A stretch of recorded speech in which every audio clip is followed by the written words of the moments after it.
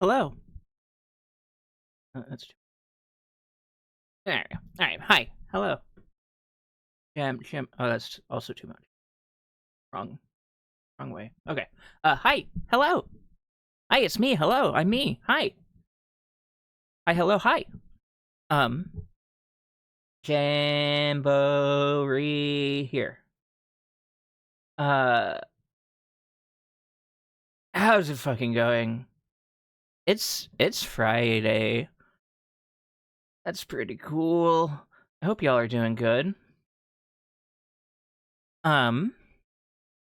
We're here to have fun with a fun little video game that we like. So fun. Nothing bad will happen tonight, probably. Smile. I'm sure I don't have anything planned for you tonight. Smile. I just really like Scarlet Hollow. Smile. Hi, I hope you're doing well. I'm doing good. Hello, lurkers. Hello, VOD watchers. Hello, Traves.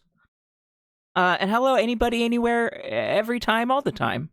I hope you're having a good time. My day's pretty good. It's been a pretty good day. I know the world's going to shit or whatever, but I'm in a good mood today. I'm having an okay time, and you know what? We take those. We take the tiny victories that we can. I clink. Bouncy bunny time. That's me. We're bouncing and we're bunning. Work was bullshit, but a funny walrus bought me dinner and gave me a lift home, and now I get to go to Scary Town with my rabbit. And so it all balances out. Yeah, awesome. Good. I'm very happy. Glad to have balance. Sorry about the concept of labor and laboring for wages in order to survive. I'm sorry that this concept exists and it hounds you in the way that it does.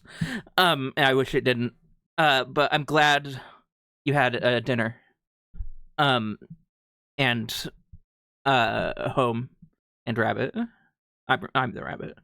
Labor, I hardly know her. Blink. True. Yeah. No, I'm not gonna click on the window so that I can type the word plink. Oh, I do have to click on the window anyway. Okay. All right. So I have a plink. Because I have to do this. So that I may pin it. Because we are once again playing Scarlet Hollow tonight. Big challenges. I know I invited you here at the start, but you can go now. That's enough. Thank you, big challenges. I love you. Also, hi Max, welcome in. We are again playing that Scarleted Hollow that we just simply cannot stay away from. And it is Thursday late afternoon, as we approach the clinic. To attempt to find what waits inside for us. What exactly it is remains to be seen. That waits for us. But I think it'll be a good, fun time, Smile. I think it'll just be a good, fun time. Nothing bad ever happened to anybody, Smile. Probably. Probably. Why wouldn't that be true?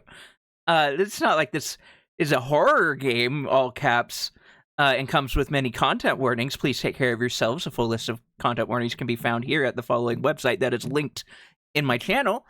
It's not like that's what that is what it is, actually. This is a horror game.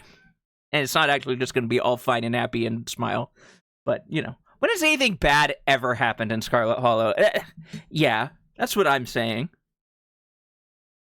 And that's probably what... That's probably what Tabitha would say, and that after saying something about swamp gas and how ghosts can't actually be real because you have red dirt or whatever. Despite being old now. Hold on, what am I doing? Oh, I know what I'm doing. I know what I'm doing in this specific instance. I don't know what I'm doing broadly, but I'm okay with that, and it's fine. I don't need to. I've found that I've gotten through just fine without having a goddamn idea what I'm doing. Gotten through my life. Smooth sailing.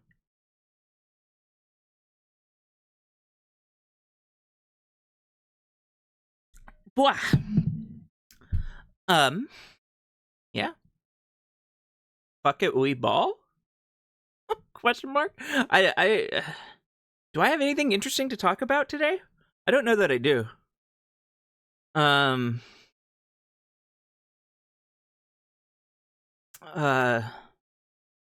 really. Not particularly. Fuck ball? True. Fuck ball. I'm not actually gonna start playing the game yet. I had something for a second and then I lost it instantly. What was it? I know I had something. I had something that I was going to talk about. Fuck. I know there was something. What the hell were you? Oh, right. None of that ghost bullshit was real. Tabitha, you are literally old now because of the ghost. Look, not everyone gets to age gracefully. Yeah. Yeah, that was just a pocket of gas that made me old. Gas can do that to you. Tabitha, that's not true. Tabitha, gas has never made anyone old before. I don't believe that. I think you'd better... yeah, and what's your sources? All right, I'm pretty sure I know what gas can do. Okay.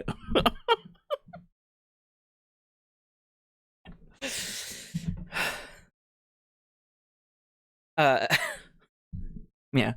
The thing I was, because I'm Bloomin, my friend Bloomin, started playing Fran Blue Glantasy versus Rising again, because it's fighting time. He's going to Combo Breaker because it's near where he lives. So I started playing it again too. I kind of like it. I'm feeling punchy. I'm feeling fighting game vibes. And I realized how true that was today when I accidentally found my, like, I didn't, yeah, clam glue flampasy. True. I found my way on accident to the Guilty Gear character list, and I stared at it for about an hour.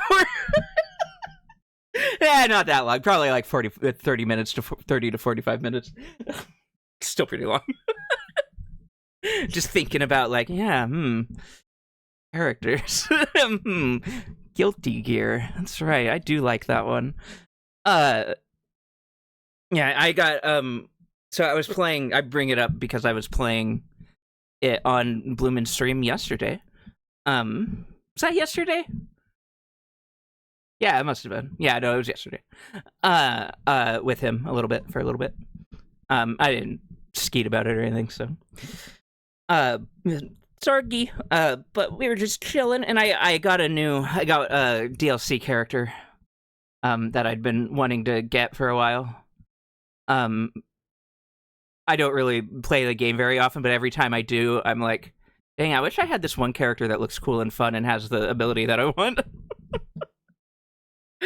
And I finally, I literally play it like once every 3 months or so. Like, and that's honestly an upper estimate. That's overshooting it a little bit. Once every 4 months is probably about right. The Siren Song of Cool DLC character. Yeah, I mean, it's really, like, if I'm gonna play the game once every 4 months, I might as well enjoy it, you know? That time that I do play it. You know what I mean? That's worth $8 to me. I don't give a shit. It's fine. You know what I mean? Like, I'll buy the fucking deal, whatever. Yeah, give me the woman with the boobs. You're selling her boobs. It's fine. I'll buy them.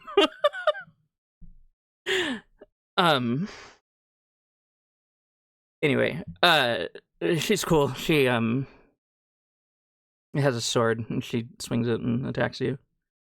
It's good. The main reason why I wanted her is because she has Eno's get in attack, the stoke the big tree, where she goes in and, like, and lightning happens and the sound thing happens and the big tree come out and it hurt the enemy when she gets close to it. This character has something similar, and I liked it, and I wanted to do it, so I got them. And she's good and cool, and I like her.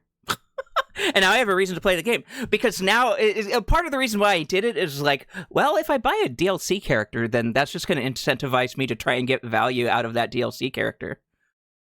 You know what I mean? Like, if I buy the character, that means I'm gonna try and get some mileage. So maybe that'll help me commit to playing it. I say as I haven't played it since yesterday, and I was looking at another fighting game earlier today instead of the one that I got to do. I'm hopeless. I really am. I flip between interests like a bee, like a fucked up bee with no pollen or honey or anything. Just a fucked up shitty bee. You know what I mean? Anyway. Like a fucked up shitty bee with extreme ADHD who can't focus on one thing at a time because of her mental situation. If I buy the character, I will have to play the character, or my brain will be mad at me for wasting $6. Yeah, and that'll work for at least a week, probably. It worked for a day. Kind of. Maybe it'll work more. Who knows? Who can say? Stranger things have and haven't happened. But either way, it's chill and I'm good and we're chill. So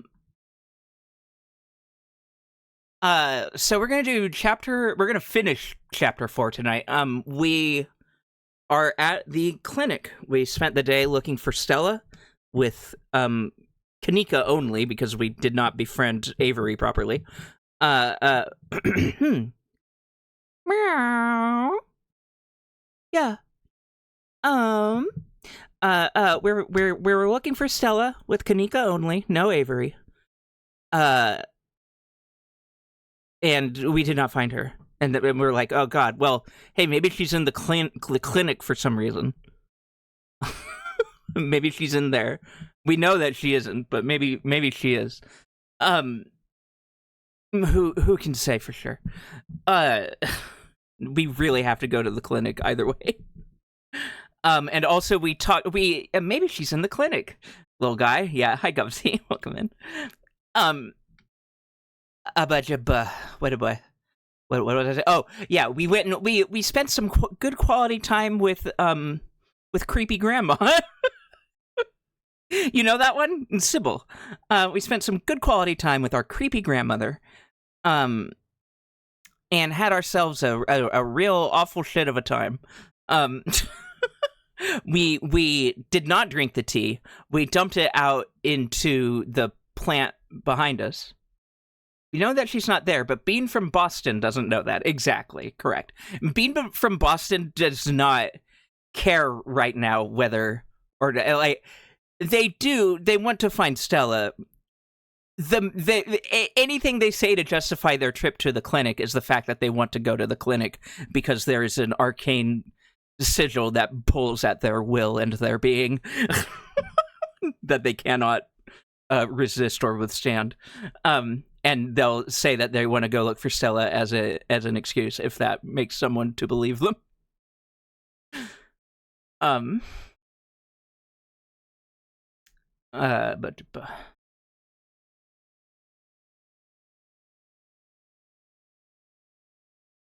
oh, I just got it. Okay. Yeah, so we had a nice little chat with Sybil. We dumped our tea behind us, and she gave us a reading of our tea leaves. And we spent a little extra time on that, going through multiple options, because I wanted to draw attention to how she talks to you. What she says when you suggest that Tabitha might be the quote-unquote cat, the person hiding in plain sight, who is not to be trusted and may betray you at any moment. You can suggest any number of other people are the cat, and she will hand wave that away, for one reason or another. But the moment you say it's Tabitha, she's like, well, let's figure out how that could be true. And that's deeply suspicious, isn't it? Considering she also urged Tabitha to be the one to take the ghost, to the sacrifice of age for the ghost. She was being real creepy about that. She's very much definitely trying to turn us against our cousin. She wants us not to trust her. Because if we don't trust Tabitha, that deflects away from being mistrustful of the person that we should actually be mistrustful of, who is, of course, Sybil herself. And I liked the idea of doing the Tabitha response, and I would like to keep it. I would have liked to keep it if there was some way to do so while making it absolutely clear that I did not actually believe that was true. And saying, like, it isn't Tabitha, I know you're lying to me. Like, I wish I had the ability to, It's got me wondering if Kanika's dislike is all her own now. I hadn't actually considered that, Gobsy, but you're absolutely right. That is a great question. Probably not. I know there are some aspects of that, based on conversations I've had with Kanika, on other playthroughs. I know that there are aspects of that are due to other, non-Sybil related reasons. But some of them also are Sybil related. Some of the things she has talked about. So it's sort of a mix. And yeah, I think it's a mix of the both, because it basically, once someone turns you against someone, it becomes really easy to justify yourself why that person must truly be evil. And like how this, like, especially if you have like a reason to believe it, like, oh, this person is trying to buy the store from, like, not this person, actually, it was Pearl Land specifically. It was the Scarlet family trying to buy the general store from her dad, and him like being staunchly against letting that ever happen. And Kanika being on his side about that. But also there's a lot of other influences going on that do lead her towards that way. But then again, on this day in our current playthrough, something tells me that the magic tea works better when you're already inclined to believe the suggestions. Absolutely. I believe so.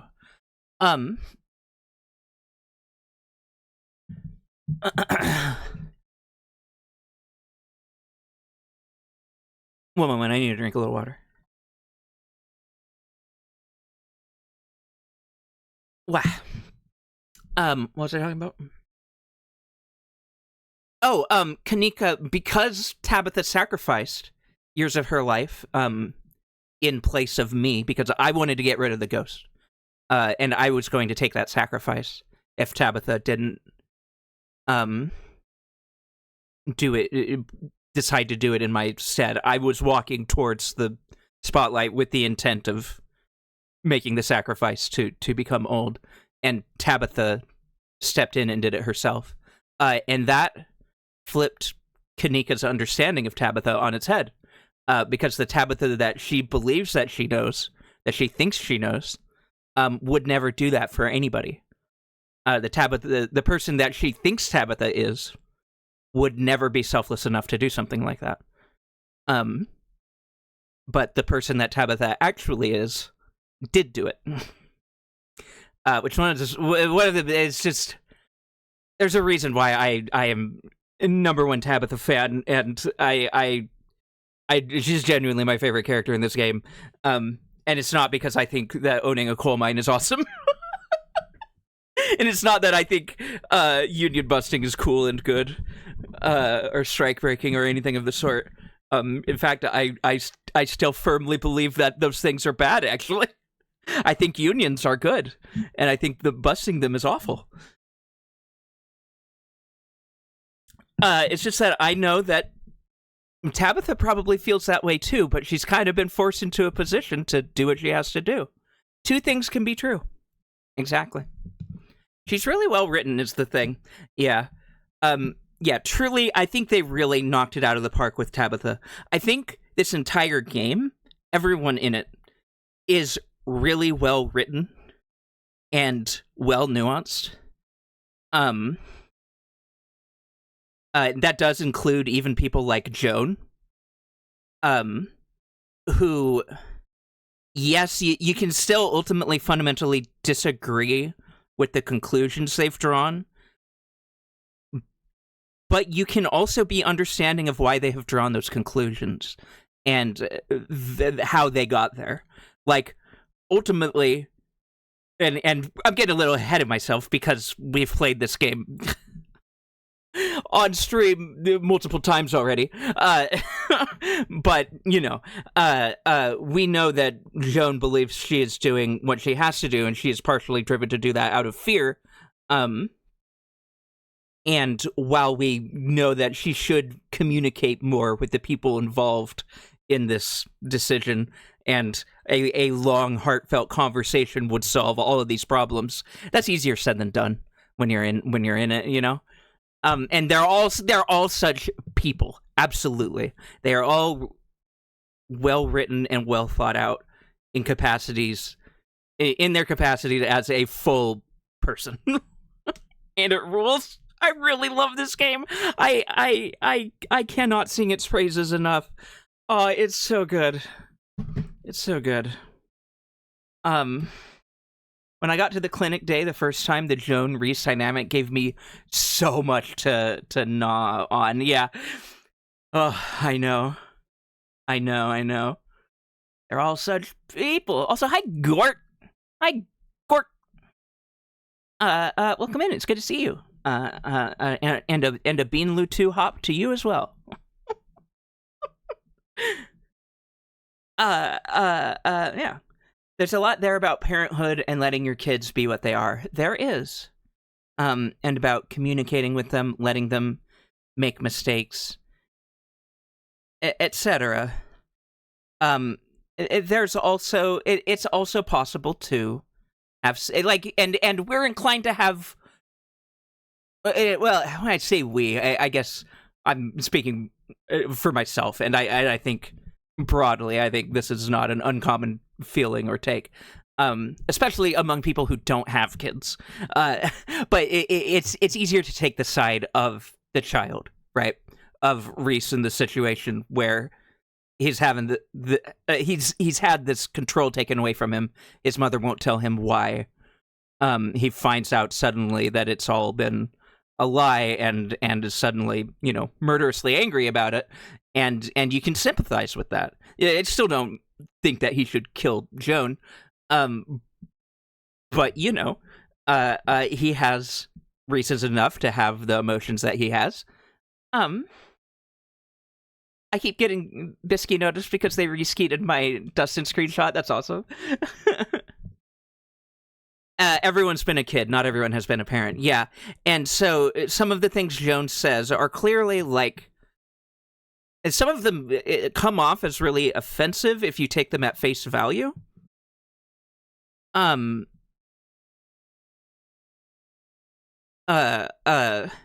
it's clear that she has a very sardonic personality, and that she uses humor as a coping mechanism.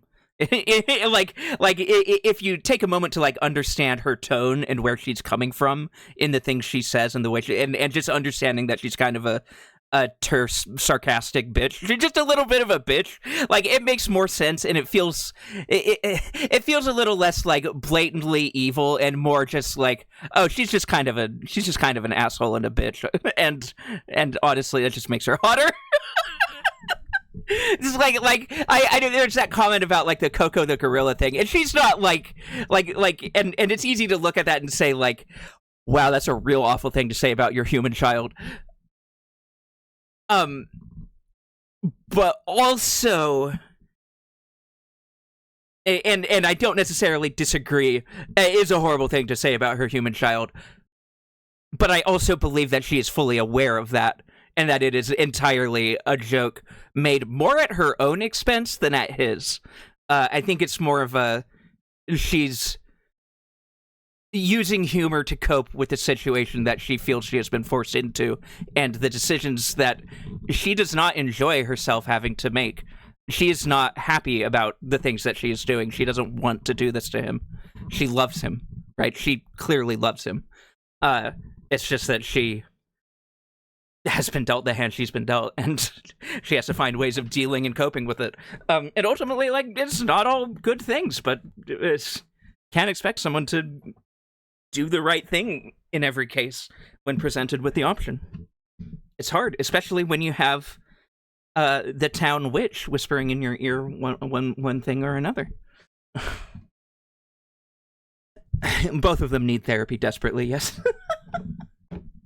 Definitely. Anyway, I'm speaking too much spoilers probably about the thing we're about to see. I'll dial it back. Even though I feel everyone here's seen it probably if you're here. But regardless, it's just a really good video game, and I love talking about it. I don't know if you know this, but I'm I have ADHD, and I'm probably autistic. And I really like video games. And I like thinking about video games, and sometimes a specific video game will capture my imagination and make me think about it constantly, and then I want to talk about it. And I like to make words sound good and fun and nice. I like to say all the words about a thing that I can feel and think.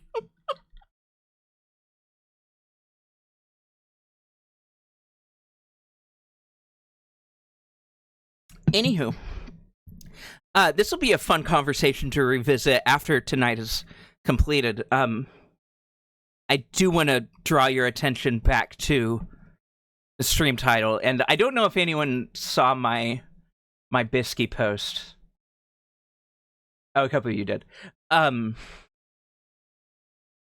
go ahead and read it for you now. We've got the Citizen Sleeper backdrop. It feels appropriate. Hello. Hi. In real life, it is Friday, but in Scarlet Hollow, it is Thursday afternoon, and we have just arrived at the clinic. We believe that we are ready to seek the horrors that lie within. Let's find out together if that's true, shall we? And then, of course, my usual saying I'm streaming on Twitch without saying the word Twitch. This fun challenge I presented myself, trying to find different ways of doing it every day. Every time I do it, but never saying the word Twitch website. Saying all the words that aren't Twitch. And in this case, I said, now streaming live on the online live streaming website online now. Because of the way that I am. I thought that was funny. and I'm right. And I'm right. Like, it is funny.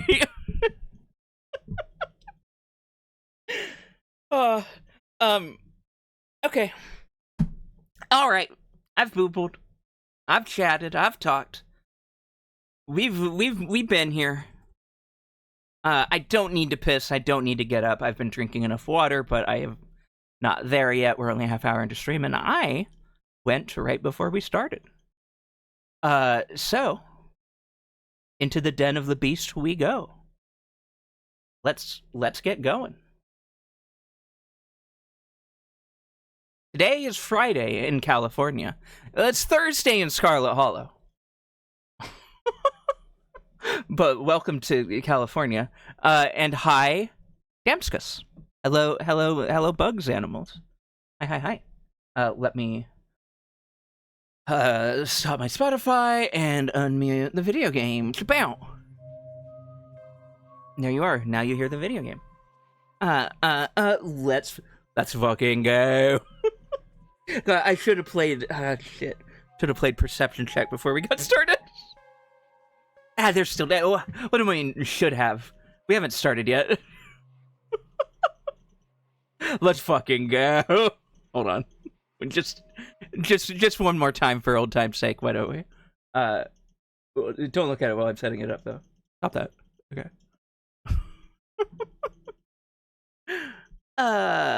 Here it is. Good. Now I need to remute the game. Hold on. For my own benefit. Look at those. Okay, cool. Now you can look at it.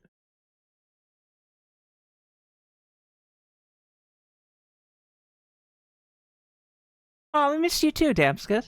It has been a minute. It's good to see you. It's good to have you as always.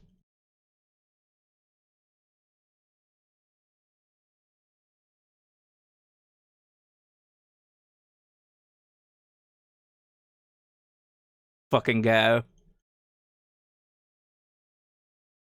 I just can't stop quoting that specific. Let's fucking go.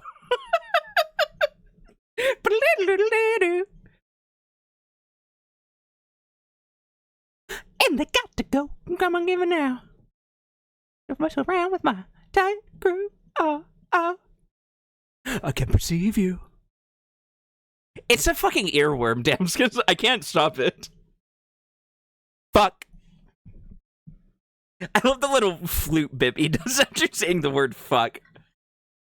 I rolled a run, I rolled a one. Fuck.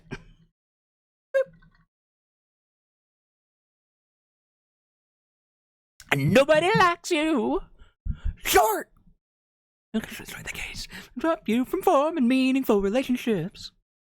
Well, everybody thought that you were just ahead, but then the doctor said, wait. Got a little bit burning, and I hate it.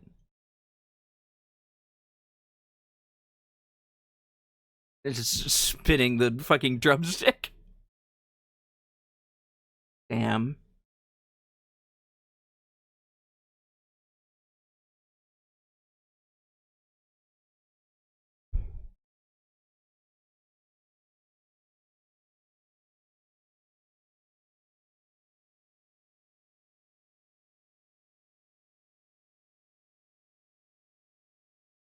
Good. Alright. Okay. I'm out. Oh. Tom Cardy is so good at making earworm. It's true. You loot 2 animal crackers. True. I want to put it. So someone in the like, I don't normally read YouTube comments, obviously, but every now and then my brain wanders down there out of curiosity for one reason or another. And something someone said stuck with me because they pointed out how. Because, like, all of the accusation is given to the bard about, like, killing the child. Sorry for just kind of putting it out there in that sentence. Without really thinking about it ahead of time. Sorry about that. But anyway, so it's like, oh, you've done an awful thing, Bard. But also remember that the 2 who did the critical fails, one of them was readying their fucking great axe also, and the other one was like hiding behind a tree to get into assassin position. These are all murder. This is a murder hobo party. This is the murder group where they kill first, ask questions later. This isn't just the Bard's fault. He's just the most competent and capable one. They were all ready to kill all of the enemy. They were all being the worst kind of player. Exactly. And when you get down to it, isn't that just the beauty of tabletop role playing? Hold on, I'm trying to remember the I have not seen your ring, but have you checked your ring? And by ring, I mean butthole.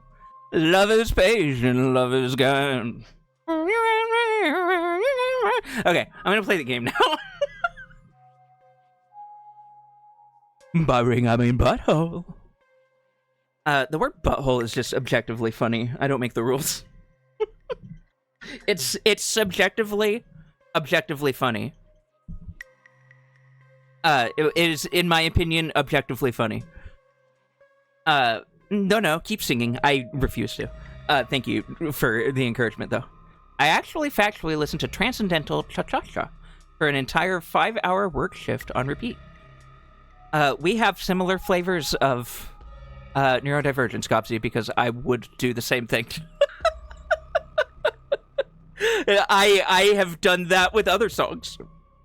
Sometimes a silly joke song, and sometimes not.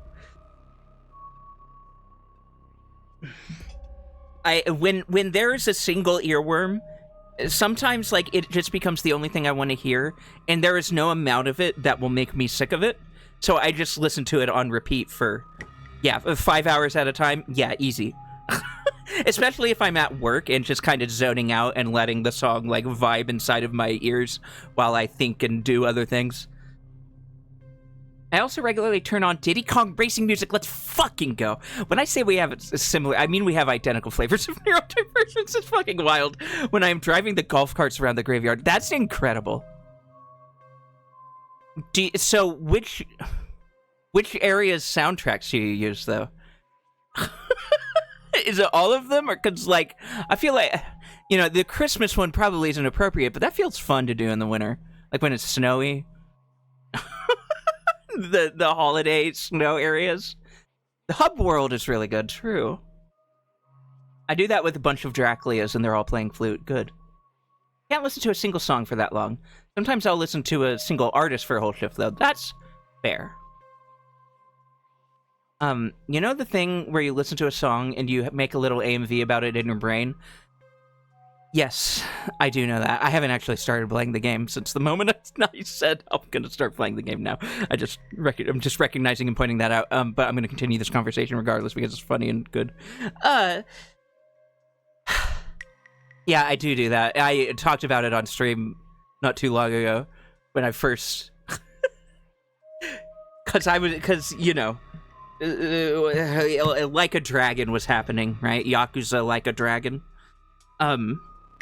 Obviously watching it via Slug plenty, and then I played it myself, and then I played the cover of a Sonic Frontiers song that's about hopes and dreams, and it makes me cry, and I was having AMVs in my brain about the Yakuza characters to that Sonic Frontier cover song, because I am I have zero shame in my nerdy interests, and because I lived that life already, and I cast it aside like a shell that I've molted out of. I've grown beyond, because I don't need it anymore. I don't need shame. I think it's actually cool to make up AMVs in your brain about the Yakuza characters to a cover track of a song from Sonic Frontiers about hope and dreams and never giving up and never surrendering, because that's just the kind of person I am. Because life's short. Be weird. Who gives a shit? It doesn't matter. It really doesn't matter. Making a Tabitha AMV in my brain? Yeah, to like Toxic or something. To Britney Spears' Toxic. Yeah. I want a Tabitha fan cam. I'm thinking about that Tabitha post now and how great it would be if it was a Tabitha fan cam instead. I feel like Toxic Britney Spears would be a good good way to go for it. But I'm sure there's other songs that would work too. I wonder. The Union Makes Us Strong would be funny.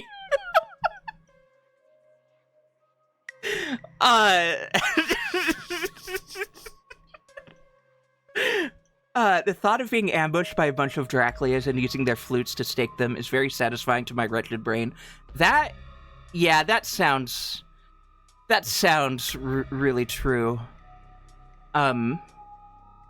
Traves. Sorry, when I say that sounds true, I mean that sounds true to you. That sounds like who you are. And I love that for you. All the times I'm driving around at work listening to fucking OSTs and making music videos in my head. Yeah, real. You're correct, it is cool to do. True. We are cool and cute. True. Literally making my heart doki doki a little TBH. I'm not even joking. I'm so glad. Britney Spears Tabitha fan cam is making my brain so happy. Give me Tabby fan cam. All right, I'll write it down. I need to. So we've got the Tabitha. Man, wouldn't it be great if Bean the Luncheon on YouTube came out with a double drop same day of the Tabitha video essay, 2 hours long, detailing my feelings about the nuance of the character and the story surrounding her. And then same day, same time even, a dual premiere, or one and then the other, and the other one is the Tabby fan cam. Simultaneous release. Yeah. Tabby fan cam simultaneous release. That feels right. That feels true. It feels like a thing I should do. Tabby video essay X and Tabby fan cam. Let's go.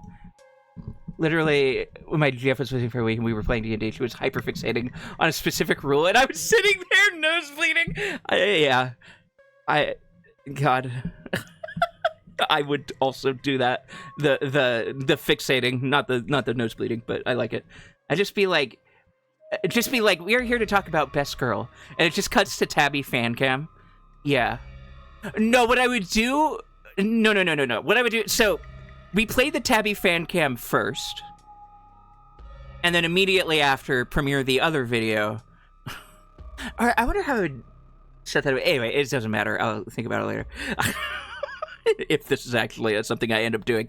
I have ADHD, so there's a good chance this will never happen, and it's just a funny idea that we're having and talking through together. And that's fine. Like, an idea doesn't have to be created in order to be fun. But yeah, no, I would have, like, a link and, like, a short clip from the fan cam. But the fan cam would be separate. Anyway, just have a little reference to it. And then you go back to the analysis. I guess it could just be a short fan cam. I guess I'm thinking, like, to me, I'm thinking fucking AMV tier, right? Fan cams aren't usually that long, though. Anyway, it doesn't fucking matter. Do we want to play the video game yet? Like, are we ready? Or are we not ready? Honestly, you aren't ready. You aren't ready. But I'm ready. I think I'm ready. I'm gonna drink water. Now, if you say you're ready, I'll take your word for it. I just want to remind y'all that this is a horror game, and there are some scenes in this game that are particularly gruesome. And we're going to find one of them. I'm going to drive us into the dark forest with the headlights off, and we're gonna come out of it on the other side, but it's gonna be a real rough ride. All right? I promise I'll keep you safe, but you're gonna be fucking terrified. Okay? Anyway, let's go. Anyway, now we've got woo, let's play a fun video game. Yippee! Okay. The side of the mountain looks really close to the terrace. Maybe even close enough to jump. What are the odds that the terrace door is locked? Mystical, just go in through the clinic door. No one will see you. What's funny is that, like, the street smart option is basically the same as the mystical option. So it just doesn't even bother to give you both of them. That's fine.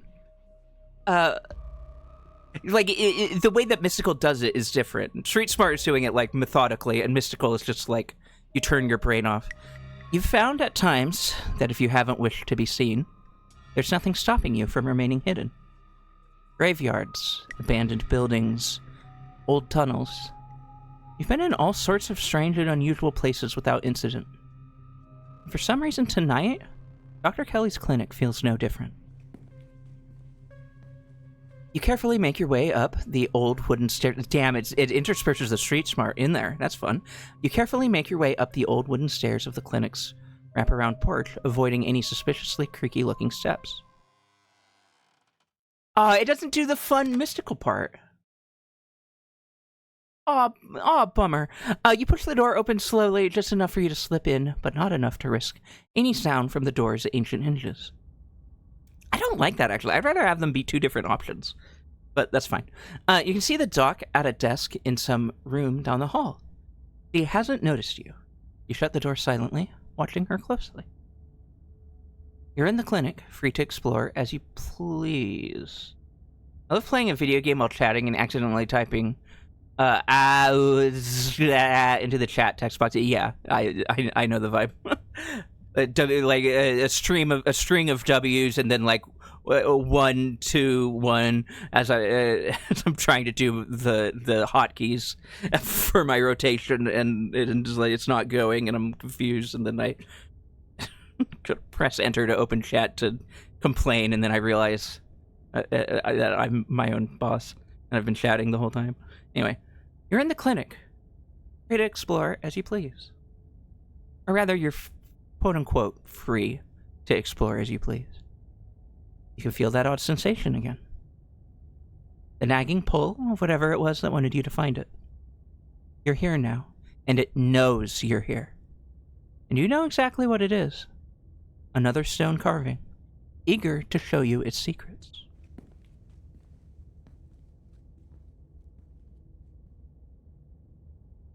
You've been caught by its gravity, an overwhelming curiosity, guiding you around a corner and towards a dark doorway under the stairs.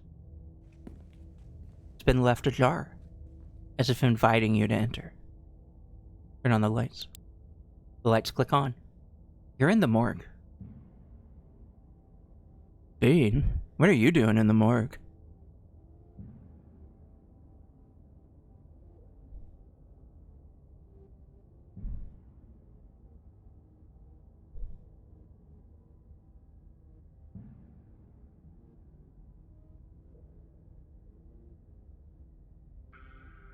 Yeah, okay. Okay, I have to ask. Are you human?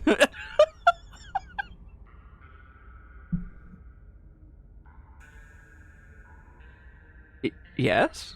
Sorry, this probably doesn't look the most normal, but sometimes I just come down here to practice, I guess. Rehearse. I see. What was the line I said? What was it? You have to ask, are you human? I feel like that's the kind of thing a mystical person would ask. What a perfect answer. I see. Being among the dead brings you comfort. I guess. I haven't really given it a lot of thought. His words seem distant to you. The tugging is strong down here. You can almost feel yourself slipping into a trance, and your eyes wander to the back wall of the morgue. You need to see what's back there. Follow the pull. You touch the wall. It feels disappointingly solid under your palms. Hey, are you okay? You feel Reese's hand gently shake your shoulder, and for a moment, the thing on the other side of the blank white wall loosens its pull on you.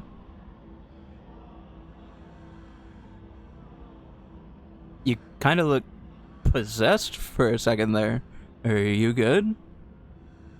Make him understand. Use your words. Don't let this fervor consume you. Be present in the moment. You inhale deeply and take in your surroundings. You can't help but notice that one of the body storage drawers is labeled Pearl and Scarlet.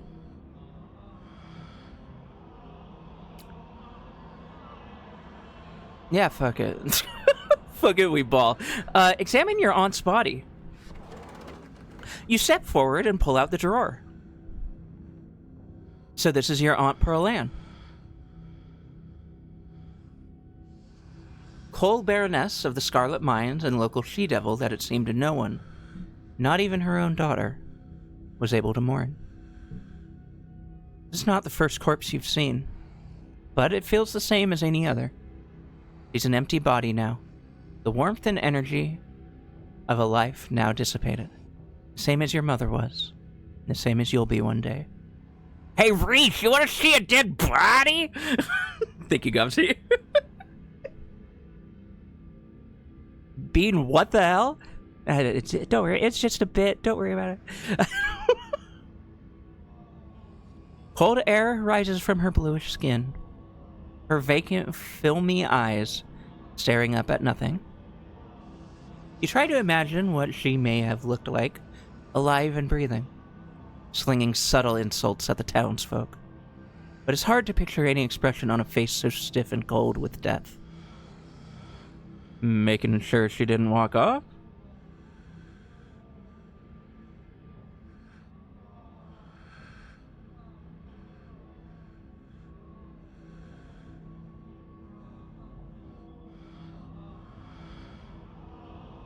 With everything going on lately, it's good to check. I'll get the doc to make sure the drawer is locked from here on out, just to be on the safe side. Thank you, Reese. Having seen what there was to see, you slide the drawer back in and close it. The mines had a stone carving the other night, as did Oscar's house yesterday. They've been giving me visions, and I can sense one on the other side of this wall. I need to see it.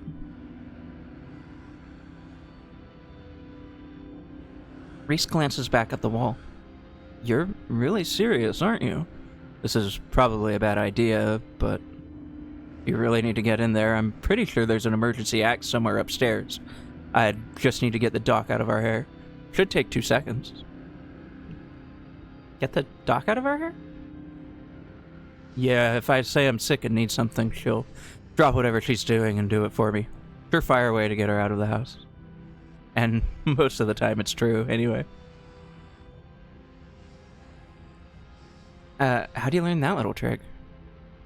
When you're a teenager whose doctor mom won't leave you alone for 2 seconds, you learn how to make it happen. Thanks for understanding. Don't mention it.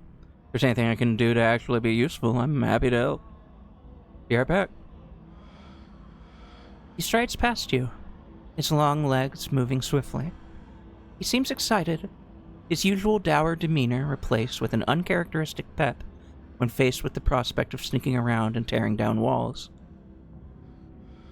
You hear his soft voice filtering in through the open doorway at the top of the stairs, a hoarse and sickly edge added for effect as he speaks to his mother. Hey, Mom. He coughs gently. Reese, I didn't know you were awake. I still feel like shit, but I think I can finally try to keep some juice down. It looks like we're all out, though. Really? I thought I'd just pick some up. I've got an errand to run on Main Street anyway. I'll go pick up some orange juice, and some ginger ale, too. That'd be awesome. Sorry to ask, I know you're probably busy. It's no problem, it doesn't take long. Don't do anything strenuous while I'm gone. Just lie in bed till I get back. Thanks, Mom. I'll take it easy. You hear her footsteps move down the hall. Then the front door opening and closing. It worked. It worked. The theatric rasp has left his voice, excitement rising in its place. Come on up. We don't have long until she's back. Orange juice. As you step out of the morgue, you relax. The extra space between you and the carving has weakened its hold on you, and with it, your desperation to claw your way through the wall and unveil it. It's one of those emergency fire axes, so it should be pretty obvious wherever it is. Though I'm not sure where she would be keeping it. I'll show you around. Let's try the doc's office first. You make your way to the doorway of her now vacant office. I don't see an axe in here. He's right. A cursory glance reveals nothing but stacks of paper and cabinets of medical supplies. Something on the desk catches your eye. Some sort of records with your family's name on them. Pick up the documents to read later. You scoop up the folder, tucking the documents in for later perusal. Reese watches you with curiosity. Stealing medical documents?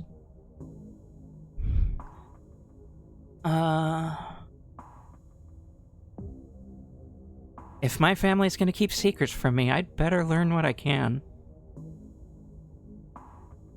Totally. Steal anything you need to. You've got a mystery to solve. I'm not gonna stand in your way. I love that he likes it when you disrespect his mom. Yeah, this is a pent-up, like, upset teen. Not a teen, I guess. He's an adult, but, kid. A chronically ill, adult, son. Who is imprisoned by his mother, effectively. You've got a mystery to solve. I'm not gonna stand in your way. Thank you for being here. For your understands? Stick it to the man, in parentheses, my mom. Yeah. Let's check the medical supply room next. I can imagine a room full of chemicals being a place someone might want to keep an axe. Better be careful stealing stuff in there, though. That might really get you in trouble. You turn around and leave the office. It's time to move on. Come on, let's keep looking. There it is. Looks like it needs a key, though. We'd better not break the glass. I'd rather explain why I had to steal the axe after we've had a chance to use it. There must be a key in here somewhere. Reese stops to listen to something. You can hear it too, but ever so faintly. The sound of footsteps just outside the clinic. Shit, she's back already. You hear the front door to the clinic open and close, the creak of its antique hinges echoing down the hallway. Footsteps start down the hall. She's headed this way. Quick, we gotta hide. I'm not supposed to be in here. He opens the closet door and hurriedly motions you inside. You slip past him, scrunching into the small space as best you can. He attempts to slide in after you. Let him in. You make space, and he slips in next to you, closing the door just enough that you can both still monitor the entrance to the supply room. Dr. Kelly storms in, plastic bag in tow. She takes something out of the bag and places it on the counter. And then she hurries back out, bag rustling, as she makes her way back down the hallway. She gets my bag of rustling, you know what I mean? Sorry, what the hell did you just say? What does that mean? Are you hitting on my mom? What are you doing? We better wait a second, just in case. Quietly wait for the danger to pass. The two of you stand in tense silence, both crammed into the suffocating closet, taking shallow breaths as if she could hear you breathing from the other side of the building. But the footsteps soon return. Dr. Kelly makes her way back towards your hiding place, creaking floorboards broadcasting her location, all the way to the hallway just outside your hiding spot. His head swivels suddenly. That was the door to the house. We're in the clear. Let's go. The two of you spill out of the closet. Reese quickly and quietly starts pulling out drawers, scanning them for keys. Reese looks for keys.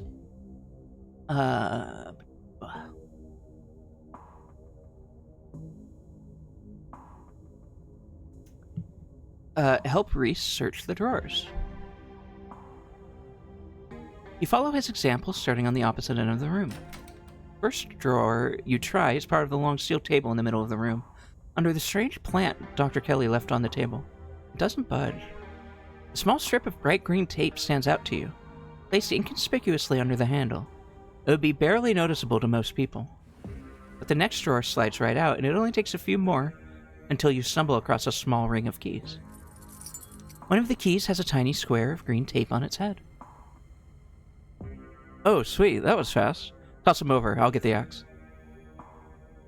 Unlock the green taped drawer. You can't help yourself. Before handing the keys to Reese, you unlock the drawer. A single notebook sits inside. Find something weird? He takes the notebook from you, flipping through a few pages. This is about me. There's stuff in here from when I was like 12. It's some kind of diary or medical history or both, I guess? What in the hell is this? Something about another episode? Guessing she's referring to one of my rough nights. Oh, here we go. There's some illustrations. He glances to the strange plant on the countertop. It's that. He uses that to make my medicine. Extract by boiling berries. Okay, she doesn't say what the berries are are or what she's extracting.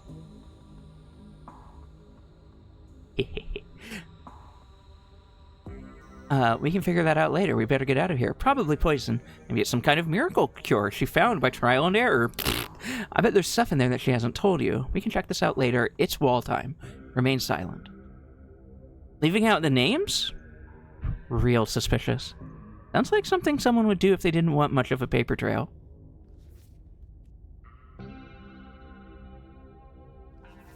But why would... You and Reese jerk your heads to the sound of an opening door. The doctor is in. That's great. Okay.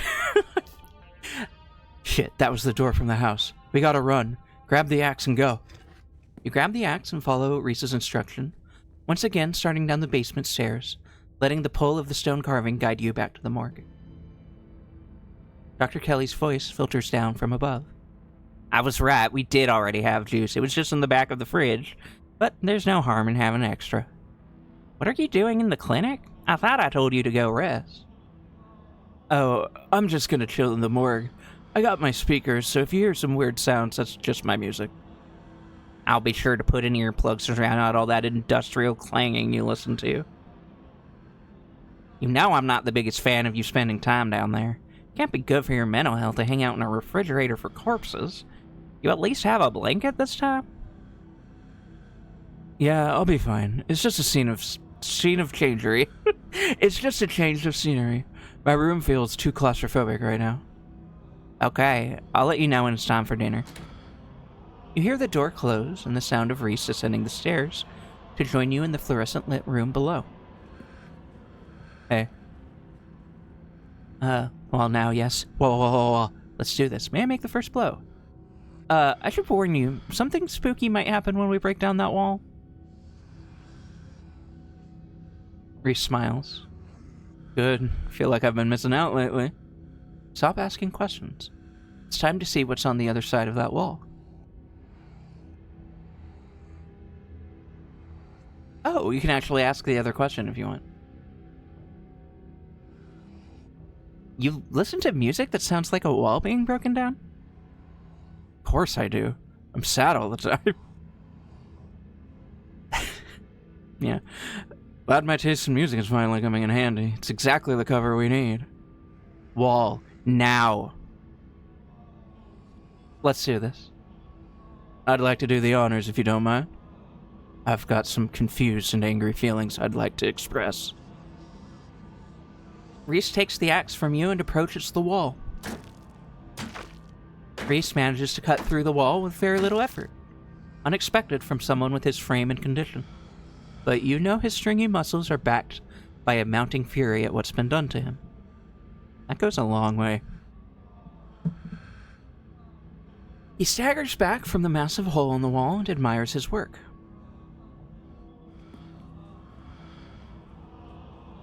Holy shit. The splintered edge frames a dark passage, seemingly cut deep into the side of the cliff, cold seeping from a forgotten place into the already frigid morgue. Morgue.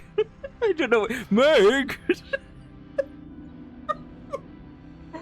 Oh god. I don't know why I felt compelled to do that. Okay. Hold on. Morgue!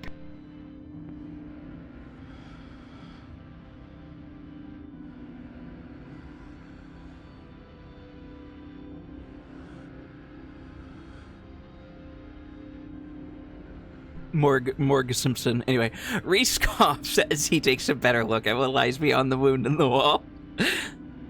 There's a whole hallway back there. Fuck, hold on.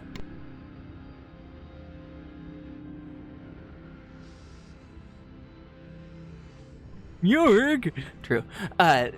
Thick, stale air leaks from the hole, filling the morgue with an earthy mildew smell. Now I've got the sillies. I want to talk about leaking from the hole, but I'm not going to. Filling the morgue with an earthy mildew smell. Yeah, I know how that is. Like the room, it's slowly filling with dirt. And with the stink of the grave-like room beyond. Oh, am I like... What the hell is wrong with me? Fucking... Humor of a 12-year-old. Okay, I'm fine. I'm fine. I don't need to keep laughing and joking about farts and stinky. Okay. But come on, this thick, stale air leaks from the hole. An earthy mildew smell. The room is slowly filling with dirt or poop. And with the stink of the grave-like room. Like, it's just trying to get me to... Just trying to get me. Comes an even stronger compulsion. Uh-oh, stinky. You step forward. I'll get there, Traves. I've been keeping an eye on it. We're almost at a perfect stopping point. And you climb into the hole. Don't let that one sit. This is wild. I had no idea any of this was here. An entire hospital wing rotting away for decades behind some flimsy drywall. This is a set of options that only exists when you have mystical. Because normally you just are driven to go to the wall and get the carving. Yo, is that the stink of the grave, or are you just ready to go? Why is this place hidden away? Someone doesn't want us to find these carvings. Wonder if it's whoever put them there. Or if it's someone else.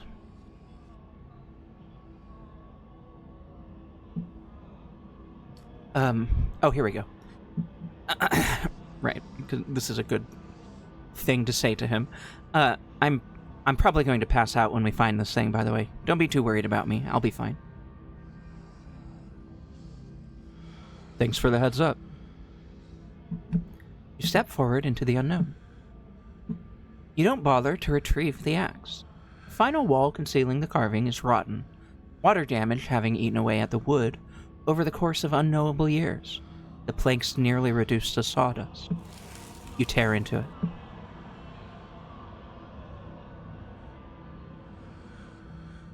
Enoch, I thought you weren't going to come. I was worried you'd leave me here forever.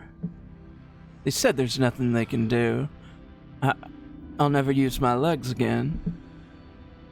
Enoch, what am I gonna do? Calm down. Calm down, Teddy. These doctors don't know what they're talking about. I've been doing my own research, and I've found us an alternative. We won't have to worry about anything from here on out.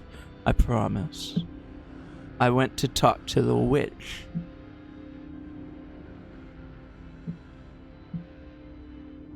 A witch?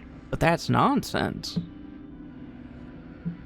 Dang, I didn't do that. It's alright. It's alright. It's all sorted. We're taking you home today, and everything will be resolved by this time next week. Everything goes black. Your vision swims back into focus. It takes a solid second or two to reorient yourself. You're in an unfamiliar bed. Reese leans against the far wall, eyeing you with concern and curiosity. Hey, I was worried you'd slipped into a coma or something. Poured down a wall like a wild animal, found some weird carving and collapse. I think you might have had some kind of seizure. I know you warned me this might happen, but are you okay? Yeah, I'm good. Yeah, I'm good. Don't worry about me. I just gotta piss. Hey, can I use your bathroom? Oh yeah, sure. It's right behind me. Thanks, Reese. I'm gonna do that then. I'm gonna go in there. I'll put on some music. For you and my chat room. Sorry, it's not gonna be industrial. There will be new metal, so close enough, honestly. Okay.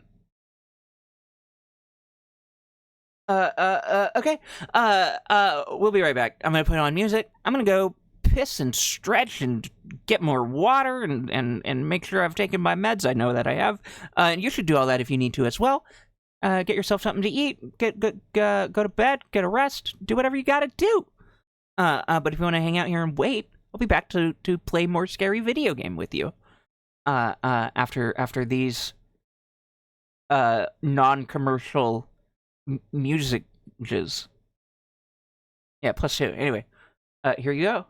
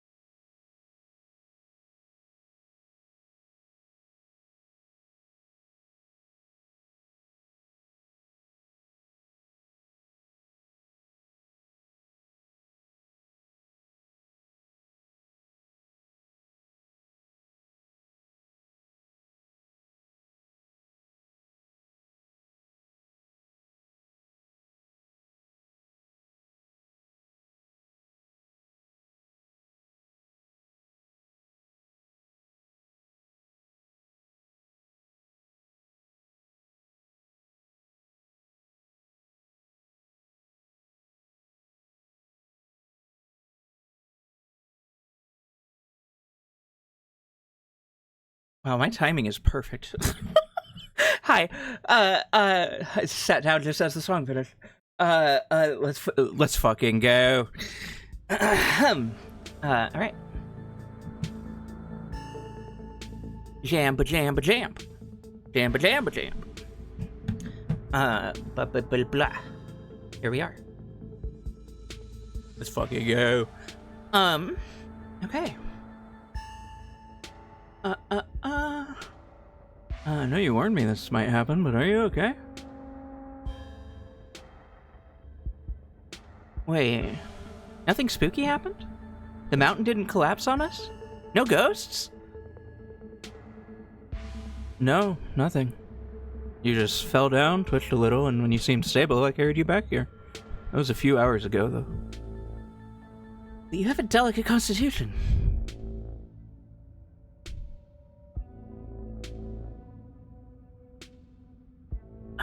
Thanks, man. I appreciate it. Phew, that's great. Maybe these carvings aren't all that bad. Maybe there's something spooky going on right now and we haven't realized it yet. Reese glances around, the two of you waiting in silence as you wait for something spooky to happen. Maybe, or maybe not. Guess it would be for the best if nothing bad happened. He sighs. Too bad, though. With your track record, I was kind of hoping we'd run into some unimaginable horrors. At least I know there's an abandoned hospital wing in the morgue. In the morgue?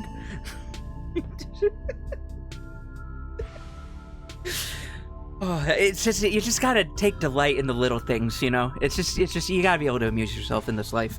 Anyway. I'm sure there's plenty in there to get creeped out by. Does Dr. Kelly know I'm here? No, I snuck you back into the house while she was busy in the medical storage room. Figured you wouldn't want to come too in the morgue. I had a vision. Like, a hallucination? I have those sometimes too. Used to have them a lot as a teen. Always just weird little things, like my hands would look wrong, or my neck would seem too long, or the room would feel smaller. I still have those documents I swiped, right?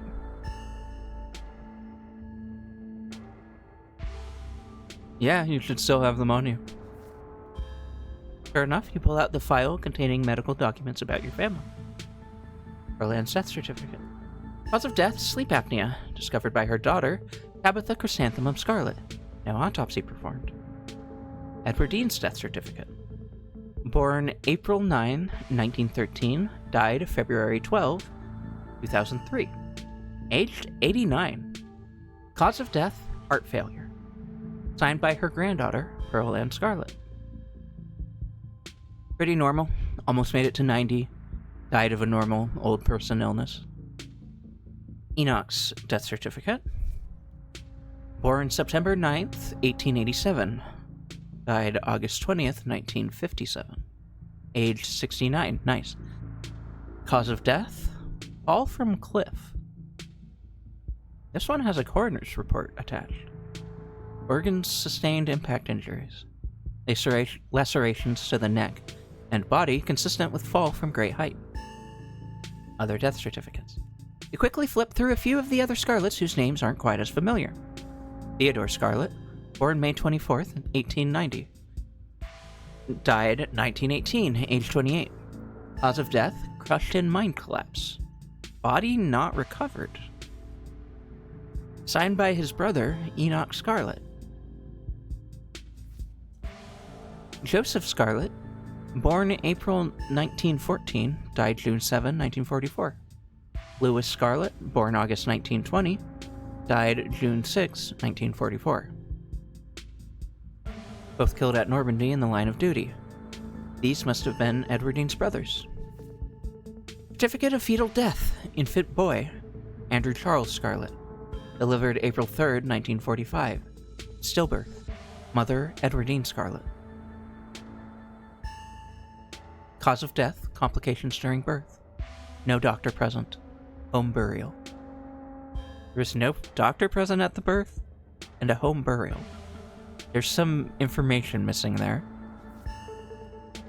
Alexandra Scarlett, born December 12th, 1947, died August 20th, 1957.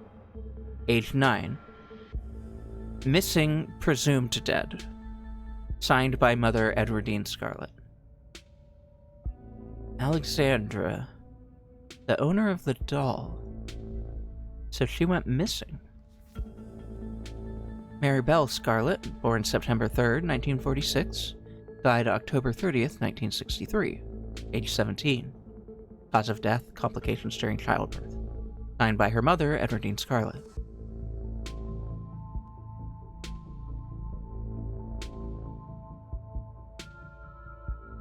I think the carvings are trying to warn me about something. My family has dark secrets. An old family like yours. I believe it. Hopefully that's all ancient history, though.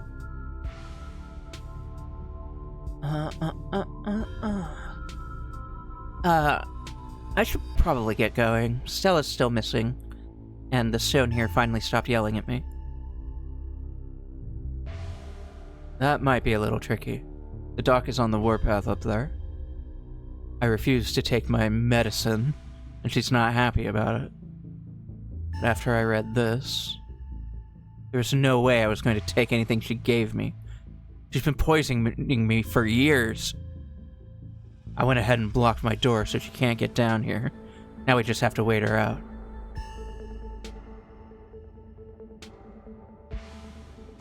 You blocked your door? Of course I did. Put a chair in front of it. It's never failed me before. We don't need her coming down here to finish me off or whatever it is she might do now that I know what her treatment plan has been all these years.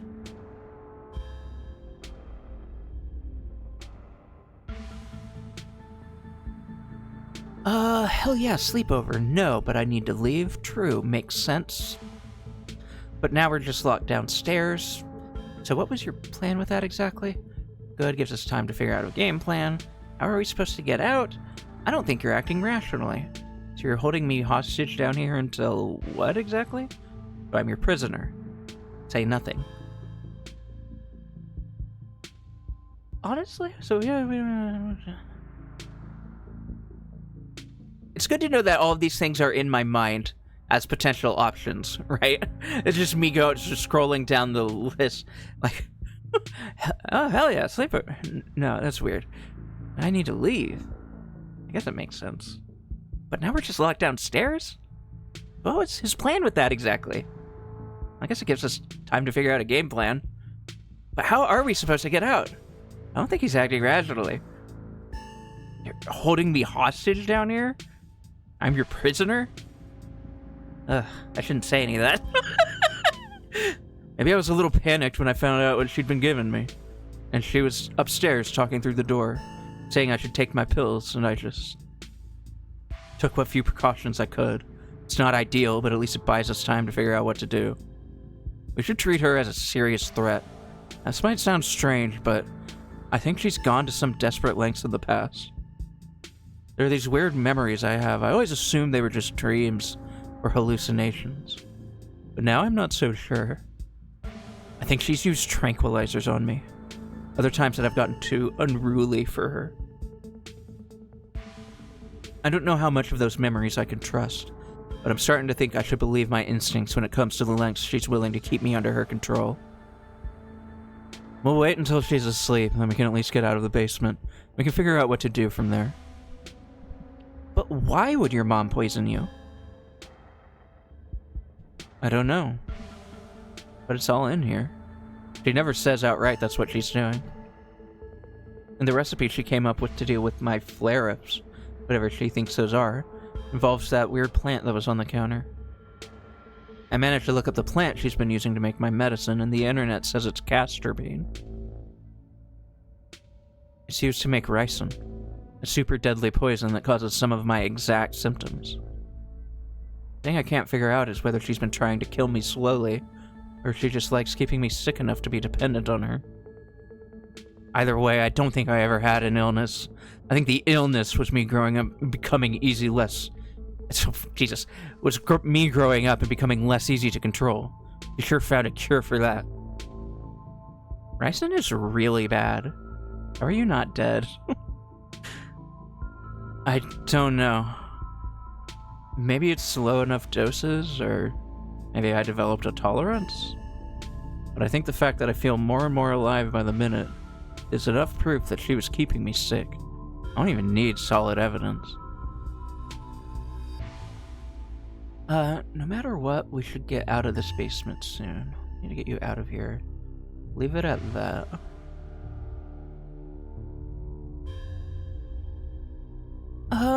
No matter what, we should get out of this basement soon. Where would we go? The only person I know who has a car is Kanika. She's not answering her phone. I don't know anyone else. I don't have any other family to go to. I never even finished high school. When I get out of this house, I don't know how I can make sure I don't wind up right back down here. One step at a time. Let's just start by waiting out your mom and getting out of here. You shouldn't call her my mom. As far as I'm concerned, she's forfeited that title. I don't even think I should call her doctor. She's just some woman now. Can't wait for her to be in the rear view of the rear view mirror. The rear mirror of the rest of my life. That's Joan. Yeah, put some respect on her name. Alright. Her hips deserve at least that much.